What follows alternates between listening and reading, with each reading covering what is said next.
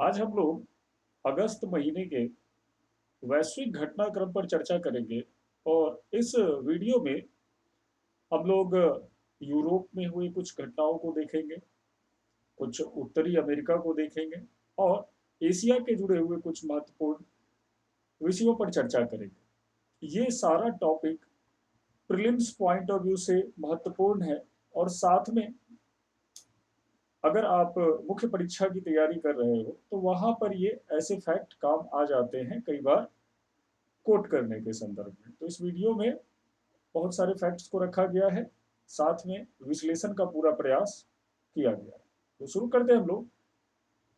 और सबसे पहला जो घटना है वो यूरोप से जुड़ा हुआ है। यूरोप के डेनमार्क में हाल ही में एक नए द्वीप को बसाने का निर्णय लिया गया है डेनमार्क की संसद के द्वारा। और ये द्वीप कोई प्राकृतिक द्वीप नहीं है, बल्कि इस द्वीप का निर्माण किया जाएगा कृत्रिम आर्टिफिशियल तरीके से। डेनमार्क की राजधानी कोपेनहेगन है और ये नॉर्थ सी और बाल्टिक सी के बीच में स्थित दिखाई पड़ता है। पूरा जो देश है वो कृषि और डेयरी उत्पादों के लिए बहुत ज्यादा प्रसिद्ध है। ये जो नया द्वीप बनाया जा रहा है, इस द्वीप का नाम है लिंटे होम्स आइलैंड। लिंटे होम्स आइलैंड ये बनने के बाद जो उसका लेआउट होगा उसका यहाँ पे पिक्चर दिया गया है। इस पर घर भी बनाए जाएंगे, आवासीय स्थल भी होंगे और व्यवसायिक भवनों का निर्माण भी होगा। ये कोपेनहेगन से रेलवे, रोड और टनल्स ट्रेन के लिए होंगे, उसके द्वारा जुड़े हुए होंगे। कुल मिलाकर 1 स्क्वायर माइल पर इसका निर्माण किया जाएगा। इसका दो फायदा वहां पे दिखाई पड़ रहा है। पहला फायदा तो आवासीय समस्या का समाधान हो जाएगा और दूसरी समस्या कि कोपेनहेगन का जो एरिया है वहां पे सागर की लहरों से जो अपरदन हो रहा है वो भी सुरक्षित हो जाएगा। तो इस तरह के द्वीपों का निर्माण अब कई देशों द्वारा किया गया है। इसमें डेनमार्क का पहल जो है वो चर्चा में आ जाता है। तो ध्यान रखना है लिंटे होम द्वीप। यही यूरोप से जुड़ा हुआ एक और करंट अफेयर सामने आया और ये जुड़ा हुआ है संयुक्त राष्ट्र संघ के एक अभिकरण से। स्विट्जरलैंड के जेनेवा में संयुक्त राष्ट्र संघ का अंकटाड का मुख्यालय स्थित है। अंकटाड का पूरा नाम होता है United nation conference on trade and development. अभी ऐसा पहली बार हुआ है कि इस संगठन की अध्यक्ष, चेयरपर्सन के रूप में एक महिला को नियुक्त किया गया है। ये महिला है रेबेका ग्रीनस्पान। रेबेका ग्रीनस्पान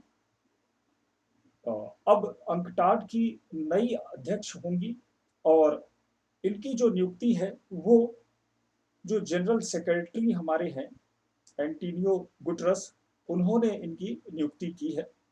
इनका संबंध कोस्टा रिका से है। कोस्टा रिका सेंट्रल अमेरिका का एक छोटा सा देश है, वहीं से मूल रूप से ये आती है रेबेका ग्रीनस्पान। ये ध्यान रखना है, ये फैक्ट आपको किसी भी एग्जाम में पूछा जा सकता है। अभी ये चर्चा में रहा है। देखो, दुनिया में जब कभी पहली बार कुछ घटना होती है तो वो हमेशा जो भी एग्जाम में क्वेश्चन सेट कर रहे हैं उनको लिए और एक आकर्षक बिंदु का काम होता है और उनके भी ध्यान में रहता है और क्वेश्चन उस पर बनने की संभावना बहुत ज्यादा रहती है। जहां तक बात रही अंकटाड की, तो अंकटाड की स्थापना 30 दिसंबर 1964 को हुई थी। मुख्यालय जेनेवा स्विट्जरलैंड में है और रेबेका ग्रीनस्पान ये इसकी पहली महिला अध्यक्षा बनी। टोटल जो मेंबर है अंकटाड में, वो ध्यान रखना है कि संयुक्त राष्ट्र संघ में 193 मेंबर हैं, लेकिन अंकटाड में 195 सदस्य हैं। दो मेंबर्स इसमें ज्यादा दिखाई पड़ते हैं। इसमें वेटिकन सिटी, जिसको होली सी भी कहा जाता है, तो एक देश वो है और दूसरा पैलेस्टाइन है। तो पैलेस्टाइन और होली सी दो इसके अतिरिक्त मेंबर हो जाते हैं और इससे इसकी कुल सदस्य संख्या 195 पहुंच जाती है। अब बात करते हैं इसी यूनाइटेड नेशन से संबंधित कुछ और भी चीजें हैं जिनको हम लोग आगे देखेंगे। यहाँ यूरोप में बेल्जियम की राजधानी ब्रुसेल्स में फिर से एक अंतर्राष्ट्रीय बैठक आयोजित हुई और ये बैठक जो था एक बहुत महत्वपूर्ण और दुनिया के सबसे शक्तिशाली संगठन का बैठक था। ये बैठक है नाटो की। नाटो का पूरा नाम होता है नॉर्थ अटलांटिक ट्रीटी ऑर्गेनाइजेशन, उत्तरी अटलांटिक सहयोग संधि। अब ये जो संगठन है, ये संगठन पूरी दुनिया का सबसे शक्तिशाली सैन्य गठबंधन है। ये मिलिट्री ऑर्गेनाइजेशन है जिसकी स्थापना द्वितीय विश्व युद्ध के बाद हुई थी और वर्तमान समय में इसके कुल सदस्य संख्या बढ़कर 30 हो चुके हैं। इसकी स्थापना 4 अप्रैल 1949 को हुई है। ध्यान रखना है, ये जो बेल्जियम की राजधानी ब्रुसेल्स है, ये नाटो का मुख्यालय भी है और ये जो समिट आयोजित हुआ है, ये इसका 31वां सम्मेलन था जिसमें नाटो के सभी राष्ट्रों के प्रमुख उपस्थित थे। ध्यान रखना है, अमेरिका के राष्ट्रपति जो है अभी जो बिडेन साहब, राष्ट्रपति बनने के बाद पहली बार जो विदेश यात्रा कर रहे हैं, तो यहाँ पे उनकी उपस्थिति दिखाई पड़ती है। पहली विदेश यात्रा थी उनकी। दूसरी बात कि ये जो बैठक हुई है, वो बैठक ठीक G7 के बैठक के बाद आयोजित हुई। अभी हाल ही में अभी हम लोग इसको चर्चा करेंगे कि G7 का बैठक, ग्रुप ऑफ 7 कंट्रीज जो दुनिया के विकसित देश हैं, उनका बैठक इंग्लैंड के लंदन के कॉर्नवाल नाम के एक स्थान पर हुआ है। कॉर्न का मतलब मक्का और वाल का मतलब दीवार, तो मक्का वाले दीवार को याद रख सकते हैं कि कॉर्नवाल नामक स्थान पर हुआ है। तो यहाँ पे सारे सदस्य उपस्थित थे। ये हैं जोई बिडेन साहब जो अमेरिका के राष्ट्रपति हैं और इनकी ये पहली यात्रा थी। अमेरिका के नेतृत्व में ही नेटो का फॉर्मेशन हुआ था और इसका मूल उद्देश्य सामूहिक सुरक्षा, कलेक्टिव सिक्योरिटी को प्रमोट करना था। इसका मतलब ये हुआ कि अगर किसी भी सदस्य देश पर कोई बाहरी देश, मान लो रसिया या चीन आक्रमण करता है, उस स्थिति में ये 30 के 30 सदस्य एक साथ उस पर धावा बोलेंगे और ईंट से ईंट बजा देंगे हमला करने वाले देश पर। तो आज भी ये संगठन अस्तित्व में है, हालांकि अब इसने अपना उद्देश्य बदल लिया है। अब सामाजिक और आर्थिक विकास को ज्यादा प्रमुखता दे रहे हैं, लेकिन अंतर्निहित जो इनका मोटिव है वही कलेक्टिव सिक्योरिटी बना हुआ है। और ये G7 था जिसका बैठक लंदन के कॉर्नवाल में अभी हुआ था जून में। ठीक है, तो ये दोनों फैक्ट हम लोगों को ध्यान में रखना है, नाटो का बैठक और G7 का बैठक। अब चलते हैं यही यूरोप की एक तीसरी घटनाक्रम को देखते हैं और यह है जर्मनी से संबंधित। जर्मनी में एक आभासी बैठक हुई है, नाइट्रोजन समिट हुआ है। इसके पहले जर्मनी को थोड़ा सा देख लें कि जर्मनी की राजधानी बर्लिन है और बर्लिन स्प्री नदी के तट पर है। स्प्री नदी एल्ब नदी की सहायक नदी है। यूरोप का एक बड़ा देश है जर्मनी। यहाँ पे जो नाइट्रोजन कॉन्फ्रेंस है वो वर्चुअली आयोजित हुआ और ये विश्व का 8वां नाइट्रोजन कॉन्फ्रेंस था। ये नाइट्रोजन कॉन्फ्रेंस आप देख सकते हो 30 मई से 3 जून 2021 के बीच का हुआ है और लंबा चला है। ये जो बैठक आयोजित होती है, ये हर एक साल आयोजित नहीं होती है, बल्कि ये आयोजित होती है ट्रायनियल, मतलब कि ये 3 साल में एक बार आयोजित होती है और इसका संबंध है ग्लोबल सस्टेनेबल डेवलपमेंट गोल से, मतलब विश्व सतत विकास लक्ष्य से। विश्व सतत विकास लक्ष्य का निर्धारण वर्ष 2015 में किया गया था और इसमें 17 लक्ष्य रखे गए थे जिनको 2030 तक पूरे विश्व के द्वारा प्राप्त करना है। इसमें पर्यावरण के संरक्षण से संबंधित लक्ष्य हैं, गरीबी उन्मूलन, विभिन्न प्रकार की बीमारियों का उन्मूलन इत्यादि विषय को रखा गया है। तो वो एक अलग टॉपिक है जिसको हम लोग देखेंगे आगे।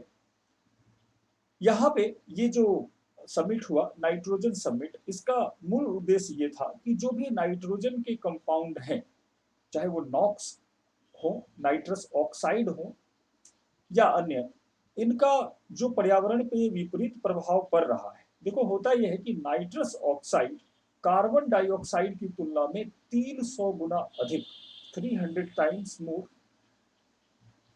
ग्लोबल वार्मिंग को ये बढ़ाता है। इसमें वैश्विक ऊष्मन के प्रभाव को बढ़ाने की बहुत ज्यादा क्षमता होती है।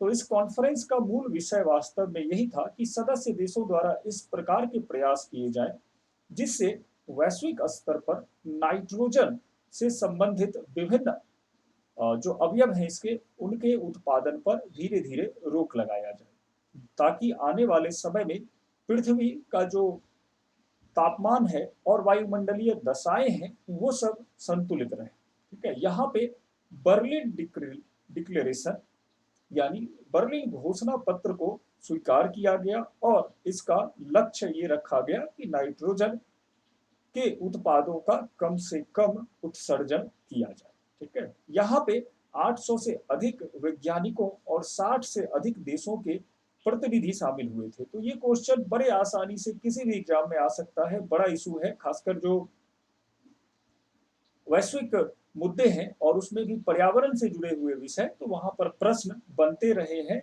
हॉट टॉपिक के रूप में ये सब आता है। अब चलते हैं हम लोग उत्तरी अमेरिका की ओर। देखो उत्तरी अमेरिका में दो ऐसी घटनाएं हुई हैं जो कि हम लोगों के एग्जाम के पॉइंट ऑफ व्यू से बड़ी महत्वपूर्ण है। जैसा मैंने पहले ही चर्चा किया, जब हम लोग रिबेका जो अंकटाड की प्रमुख बनी है उनके बारे में चर्चा कर रहे थे, तो यहाँ पे यूनाइटेड नेशन में फिर से परिवर्तन हुआ है। यूनाइटेड नेशन का जो मुख्यालय है संयुक्त राष्ट्र संघ का, वो न्यूयॉर्क में स्थित है। ठीक है, न्यूयॉर्क अटलांटिक महासागर के तट पर स्थित है और जो यहाँ से नदी प्रवाहित होती है, पूछा गया क्वेश्चन है ये कि न्यूयॉर्क किस नदी के तट पर है, तो यहाँ हडसन नदी प्रवाहित होती है, न्यूयॉर्क उसी के तट पर है। पूरा न्यूयॉर्क शहर एक छोटे से आइलैंड पर बसा हुआ है जिसका नाम है लॉन्ग आइलैंड। लॉन्ग मतलब लंबा वाला आइलैंड।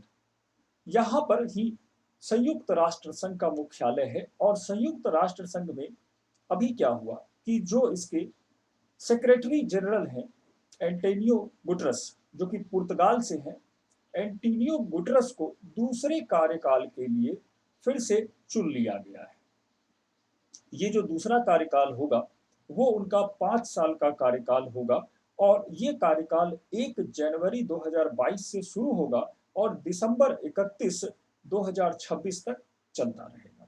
व्यक्ति की दृष्टि से ये 9वें व्यक्ति हैं एंटोनियो गुटरस और इनका संबंध पुर्तगाल से रहा है। देखो जो संयुक्त राष्ट्र संघ के सेक्रेटरी जनरल होते हैं, जिनको महासचिव भी कहा जाता है हिंदी में, इनकी नियुक्ति संयुक्त राष्ट्र महासभा द्वारा किया जाता है, लेकिन उसमें शर्त यह है कि जो यूनाइटेड नेशन सिक्योरिटी काउंसिल है, जो संयुक्त राष्ट्र सुरक्षा परिषद है, उसकी सहमति अनिवार्य हो।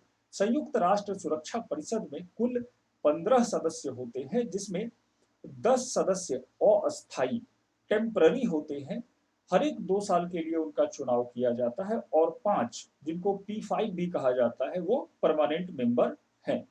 परमानेंट मेंबर के पास ही वीटो पावर होता है, जिससे वो संयुक्त राष्ट्र की जो महासभा है अगर वो कोई निर्णय लेती है तो उसको रोक सकता है। तो इस सिक्योरिटी काउंसिल ने जिन जो एंटोनियो गुटेरेस साहब हैं इनके नियुक्ति को प्रस्तावित किया और इसे स्वीकार किया और कुल मिलाकर ये जो है फिर से अगले कार्यकाल के लिए संयुक्त राष्ट्र के महासचिव बन गए। यहाँ पे हम लोगों को एक थोड़ा सा ये भी देखना पड़ेगा कि संयुक्त राष्ट्र संघ में अब तक कौन कौन से महासचिव रहे। देखो संयुक्त राष्ट्र संघ की स्थापना हुई थी 1945 में। 1945 में जब स्थापना हुई है उस समय से अब तक कुल मिला के ये लगभग 9 व्यक्तियों ने इस पद को सुशोभित किया है। 9 व्यक्ति इस पद पर रहे।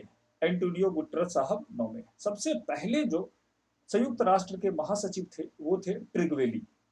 ट्रिगवेली नॉर्वे से संबंधित थे और इन्होंने केवल 5 साल 1946 से 1952 तक का कार्यभार ग्रहण किया था। इसके बाद दूसरे आते हैं डैग हैमरशोल्ड। डैग हैमरशोल्ड स्वीडन से आए और इन्होंने लगभग 10 सालों का कार्यकाल एक रहा इनका, 8 साल रहा। तीसरे यू थांट, एशिया से आए, म्यांमार से आए। चौथे कुर्ट वल्दहीम, कुर्ट वल्दहीम ऑस्ट्रेलिया से थे और ये 1972 से 1981 तक रहते हैं। उसके बाद जेवियर प्रीच डी स्यूलर, ये पेरू से आए, इनका भी कार्यकाल 10 साल तक रहा। बुतरस बुतरस घाली इजिप्ट से थे और इनका कार्यकाल केवल 5 साल का रहा। कॉफी अन्नान ने काफी लंबे समय तक सेवा दी है, ये लगभग 10 सालों तक रहे हैं, 2 कार्यकाल पूरा किया। जबकि पिछले जो अध्यक्ष थे वो थे बान की मून और वो थे दक्षिण कोरिया से।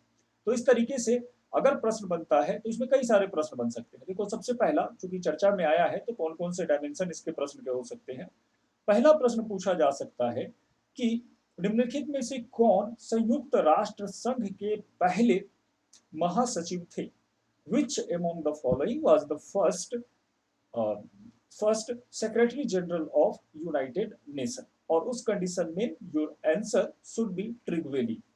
इसी में पूछा जा सकता है कि निम्नलिखित में से किस महासचिव ने 2 कार्यकालों को पूरा नहीं किया है? तो यहाँ पे हमको 2 ही दिख रहे हैं, तो इस तरह के क्वेश्चन बन सकते हैं। आप देखो तो एक बुतरस बुतरस घाली जो कि इजिप्ट से आए थे, मिस्र से आए थे, इनका कार्यकाल केवल 5 साल का रहा। दूसरा ट्रिगवेली का भी हमको कम समय का काल दिख रहा है। बाकी ऑलमोस्ट जो 7 व्यक्ति दिखते हैं, इन्होंने लगभग 2 कार्यकाल पूरा किया ही है। तो इस तरीके के क्वेश्चन यहाँ पे आ सकते हैं। जो एंटोनियो गुटरस हैं, इनसे भी प्रश्न बन सकते हैं। नॉर्थ अमेरिका के साथ ही ये जो पूरा Mexico, Guatemala, Belize, Honduras, Nicaragua, Panama तक का पार्ट है, इसको सेंट्रल अमेरिका कहा जाता है, केंद्रीय अमेरिका। और जब इसमें क्यूबा, बहामास, हैती को शामिल कर लेते हैं तो ये पूरा मध्य अमेरिका, मिडिल अमेरिका कहलाता है। तो यहाँ हमारे केंद्रीय अमेरिका में भी एक नई घटना हुई है और ये घटना हुई है एल सल्वाडोर में। एल सल्वाडोर एक छोटा सा देश है, इसकी जनसंख्या भी बहुत कम है, अर्थव्यवस्था भी बहुत विकसित नहीं है।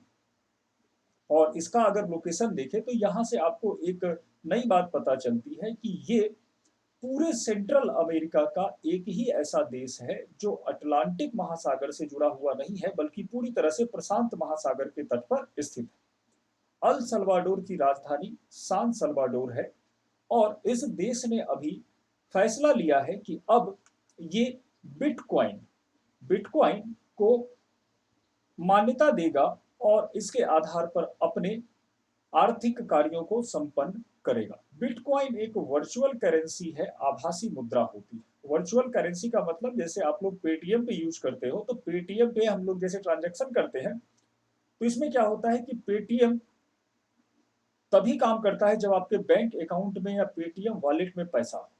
वो पैसा हम बैंक से निकाल सकते हैं, हार्ड करेंसी या कहो तो पेपर करेंसी के रूप में यूज कर सकते हैं। लेकिन बिटकॉइन को कभी भी ऐसी करेंसी में कन्वर्ट नहीं किया जा सकता है जिसको हम लोग हाथ में ले सकें, छू सकें या उसको महसूस कर पाए। तो ये करेंसी, इस तरह की करेंसी जो है वो केवल जो है वो सॉफ्टवेयर के फॉर्म में होंगी। दिखाई पड़ेगा आपके पास इतना पैसा है, लेकिन आप उसको छू नहीं पाओगे, यूज भी कर लोगे।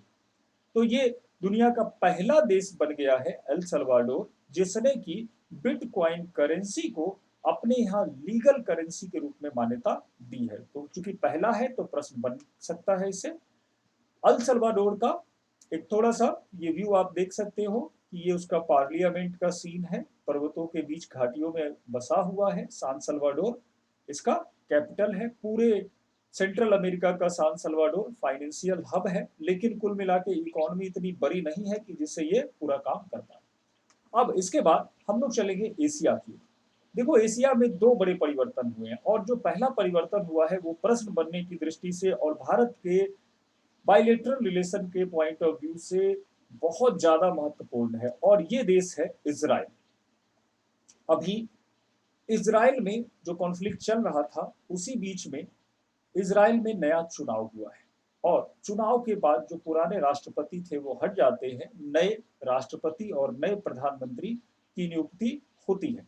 तो इस करंट के घटना को देखेंगे, लेकिन उसके पहले थोड़ा इजराइल की बाउंड्री पर हमेशा ध्यान रखें। जब भी इजराइल देखें तो इजराइल की सीमाएं अगर हम देखें तो किन देशों के साथ मिलती है, तो वो देख लीजिए। इधर मिस्र है, जॉर्डन है, सीरिया है और लीबिया है, ठीक है, और बीच में पैलेस्टाइन है।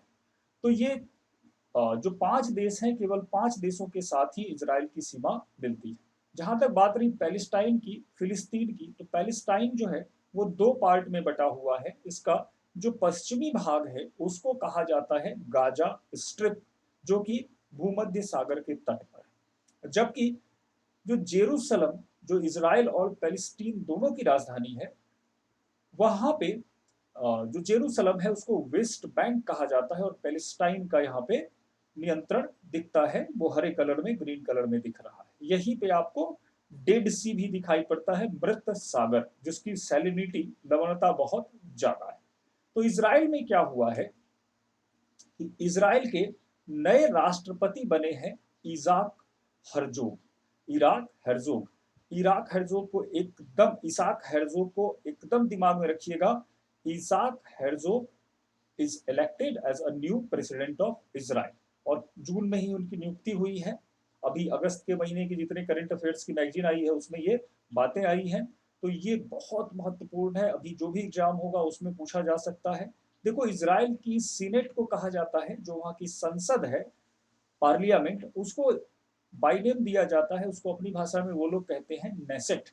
ये भी याद रखिएगा, the name of parliament of Israel is Knesset, और ये क्वेश्चन भी बन चुका है। अब इनका जो कार्यकाल होगा वो 7 साल का होगा। भारत के राष्ट्रपति का कार्यकाल 5 साल का होता है। 2 जून से इन्होंने कार्यभार को संभाला है। इनके साथ ही इनकी जो नियुक्ति हुई है वो पार्लियामेंट में हुई है। तो ये पार्लियामेंट के द्वारा अप्रत्यक्ष रूप से चुने गए हैं। जो प्रत्यक्ष चुनाव होता है वहां पे, वो होता है प्रधानमंत्री का। जो प्राइम मिनिस्टर बने हैं वो नेफ्थाली बेनेट। अब नेफ्थाली बेनेट जो है, इनको, मतलब ये सबसे ज्यादा महत्वपूर्ण टॉपिक है जो आपको ध्यान में रखना है। नेफ्थाली बेनेट, नेफ्थाली बेनेट 13 जून को इजराइल के प्रधानमंत्री का कार्यभार ग्रहण करते हैं, और इनकी नियुक्ति राष्ट्रपति ने की है, और इनका कार्यकाल केवल 4 साल का होगा। हाँ, लेकिन ये दोबारा नियुक्त हो सकते हैं। अब देखो, ये महत्वपूर्ण इसलिए है क्योंकि इन्होंने जो रिप्लेस किया है वो रिप्लेस किया है बेंजामिन नेतन्याहू को।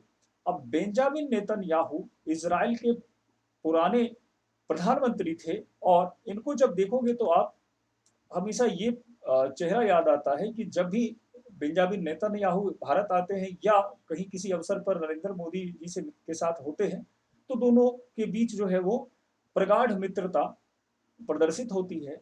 यहाँ पे एक और बात ध्यान रखिएगा, इजराइल दुनिया का एक ऐसा देश है जिसकी आबादी और क्षेत्रफल तो कम है, लेकिन वो तकनीक और अपने हथियारों के लिए पूरी दुनिया में प्रसिद्ध है। इजराइल एक ऐसा देश है जो अपने नागरिकों की रक्षा के लिए धरती, आकाश और हवा तीनों में सक्षम है।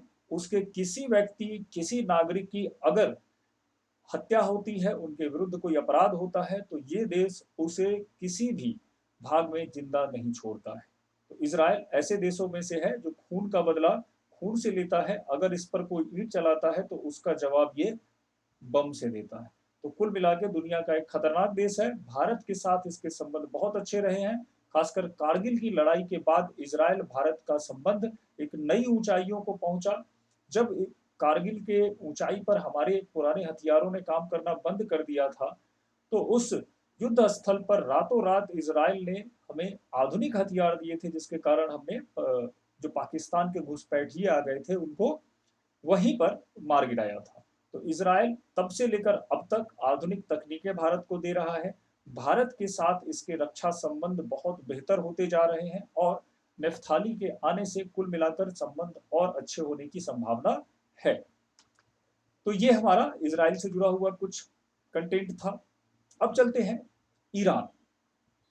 ईरान में भी एक नवीन परिवर्तन हुआ, और ईरान में नए जो प्राइम मिनिस्टर हैं उनका चुनाव हुआ है। तो उसके पहले हम लोग ईरान के एक चारों तरफ बाउंड्री वगैरह को देख लें।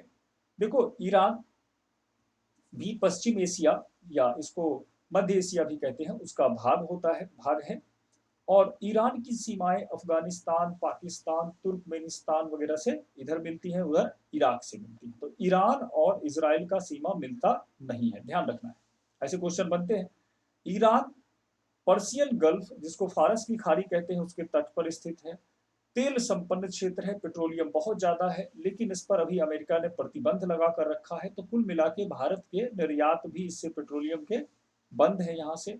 यहाँ भारत जो है चाबहार पोर्ट का निर्माण कर रहा है। ईरान के जो नए प्रेसिडेंट बने हैं उनका नाम है इब्राहिम रईसी।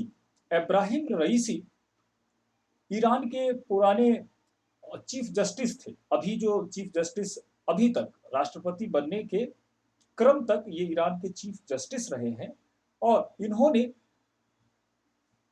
अभी राष्ट्रपति चुनाव जो हुआ है उसमें विजय प्राप्त किया है। ये दक्षिणपंथी ग्रुप के सदस्य माने जाते हैं, मतलब ये ईरान के राष्ट्रवाद को प्रमोट करते हैं, उसके समर्थन में है। और इनका कार्यकाल जो होगा वो 4 साल का होगा। हालांकि ये भी जो है वो रिन्यूअल है, इनका कार्यकाल दोबारा नियुक्त हो सकते हैं। जहां तक रही ईरान के संसद की बात, तो ईरान के संसद में आप देखो, एक जो प्रधानमंत्री राष्ट्रपति बने हैं, तो ईरान के संसद को मजलिसे शोरा कहा जाता है, यही ईरान का संसद होगा। अब आते हैं हम लोग, एक और परिवर्तन हुआ है, वो परिवर्तन हुआ है मंगोलिया में। मंगोलिया वही देश था जहां से लगभग 1300 ईस्वी में चंगेज खान नाम का एक बर्बर आक्रमणकारी भारत आता है, जिस समय इल्तुतमिश का शासन हुआ करता था। लेकिन इल्तुतमिश ने, चूंकि जिसके पीछे वो आया था उसको कहा कि हम शरण नहीं देंगे, तो चंगेज खान भारत पर आक्रमण नहीं करता है। तो ये मंगोलिया चंगेज खान का देश है। और देखो तो ये एक बहुत बड़ा लैंडलॉक देश है, स्थल अवरुद्ध देश है, जो रूस और चीन के बीच अवस्थित है। इसकी राजधानी उलान बटोर है, उलान बटोर। मंगोलिया में आर्थिक विकास का स्तर बहुत नीचे है, पिछड़ा हुआ देश है। यहाँ भी कम्युनिस्ट शासन है, और इसी कम्युनिस्ट शासन में परिवर्तन हुआ है। नए राष्ट्रपति चुने गए हैं, उखान खुर खुरुल से सुख, उखान खुरुल सुख। तो ये उखान खुरुल सुख मंगोलिया के नए प्रेसिडेंट बने हैं, जो कि जब से मंगोलिया में नई व्यवस्था आई है उस समय से अगर काउंट किया जाता है तो छठे इसके प्रेसिडेंट होते हैं। आपको इसका नाम पूछ दे वही बहुत है, लेकिन इस परिवर्तन से मंगोलिया के विषय में जो भी बेसिक जानकारी है वहां से प्रश्न बन सकते हैं। तो इस तरीके से हम लोगों ने वैश्विक मुद्दों से जुड़े हुए कुछ टॉपिक पर चर्चा की। अब आपसे यही अपेक्षा होगी, चैनल को सब्सक्राइब करें, चैनल से जुड़े रहें, और गुणवत्तापूर्ण जो वीडियो है मैं आपको इसी तरीके से प्रोवाइड करवाता रहूँगा। वीडियो देखने के लिए सभी लोगों का